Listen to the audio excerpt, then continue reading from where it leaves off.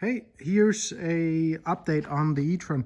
The e-tron is working perfectly and drives perfectly after replacing the Pyrofuse.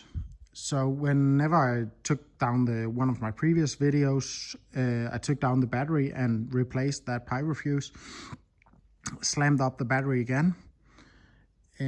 After starting the car, I couldn't select any gears, either back and forth, but it had to do with a software check that all like drive units, the software have detected a crash, and therefore I had to like do some check marks on the front and the rear drive unit has been checked off, and the battery has been checked off and stuff like that.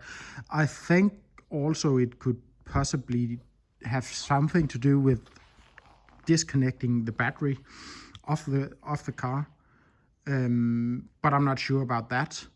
But either way, I had to go to a shop where they had access to the VW computers, and they just had to do this, some check mark. It took like 5 minutes. The car was running again.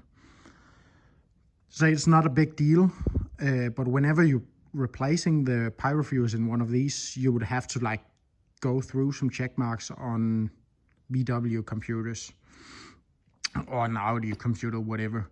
But then another issue occurred, that when I filled up, of course I drained the battery from the coolant. So whenever I filled in that coolant again, there could be an air pocket in the rear unit, in the rear drive unit, and you would just have to like vacuum fill the coolant. It's quite normal when you have a car with coolant in the back and in the front. Otherwise the drive unit would just overheat, and this one overheated and just shuts off automatically.